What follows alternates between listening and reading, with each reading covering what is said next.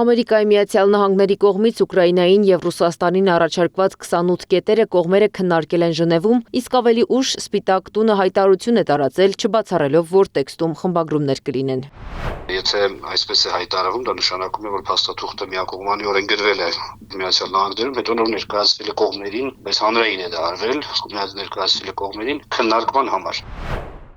Ամերիկյան կողմի առաջարկությունների ու քննարկումների համար բաց լինելը քաղաքական փորձագետ Հակոբ Բադալյանի կարծիքով ամենևին պայմանավորված չէ Ուկրաինայի շահերով։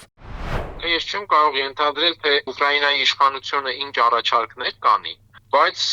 համոզված եմ, որ Ուկրաինայի իշխանության առաջարկները սկզբունքորեն պայմանավորված են, ինչպես նշեցի, հենց այդ իշխանության անվտանգության հարցերով։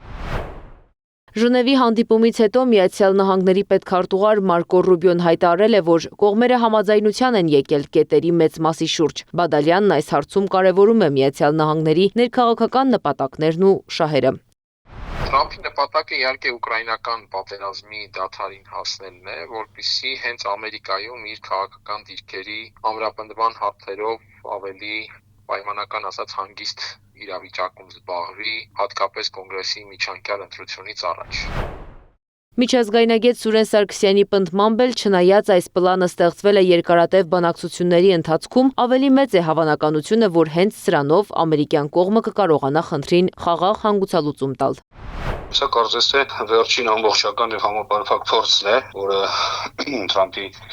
վարչակազմը իրականացնում է կողմերին բանակցությունների սեղանի շուրջ նստեցնելու նպատակով եւ կարծում եմ սա ավելի մեծ շանսեր ունի հաջողության հասնելու այս նախաձեռնությունը։ Ուկրաինական կողմը, սակայն, մի քանի կետի շուրջ տարաձայնություններ ունի, մասնավորապես Ուկրաինայի զինված ուժերի թվաքանակը, Զապորոժիեի ատոմակայանի նկատմամբ վերահսկողությունն ու գերիների փոխանակման ձևաչափը։ Միջազգայնագետի խոսքով այս կետերը եւս կարևոր էներգետիկ ու անվտանգային դեր ունեն Ուկրաինայի համար։ Ուկրաինական կողմը ցանկանում է հնարավորինս ամրացնել իր շահերը այս փաստաթղթով եւ կարծում եմ սա է պատճառը, որ լրացուցիչ քննարկումների կարիք է զգում ուկրաինական կողմը, ինչու՞ չէ նաեւ էներգետիկ անվտանգության ապահովման տեսանկյունից։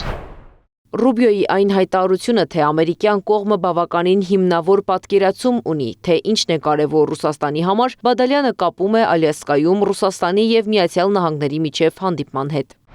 Ես կարծում եմ նվազագույնը ակնհայտ է, որ այդ տարածքների պահանջից Ռուսաստանը չի նահանջի։ Մնացյալը գուցե ինչ-որ կետեր կան, որտեղ Մոսկվան պատրաստ է քննարկել եւ ինչ-որ կոմպրոմիսային լուծումներ գտնել։ Այստեղ պետք է դետալներին ծանոթ լինել, որպեսզի մանրամասն հնարավոր լինի ասել։ Բայց Ռուբիոյի հայտարարությունը, որ իրենք հստակ պատկերացնում են Ռուսաստանի շահերը այդտեղ, սա նշանակում է, որ ռուսների հետ կա հստակ համաձայնություն եւ հստակ պայմանավորվածություն այդ կարգավորման պլանի առանցքային դրույթների մասով։ Միացյալ Նահանգների կողմից Ուկրաինային եւ Ռուսաստանին առաջարկվող 28 կետից բաղկացած փաստաթուղթը նոյեմբերի 21-ին հրապարակել էր Reuters-ը։ Եվրոպական միությունը փաստաթղթի մասին տեղեկացել էր միայն դրա հրապարակումից հետո։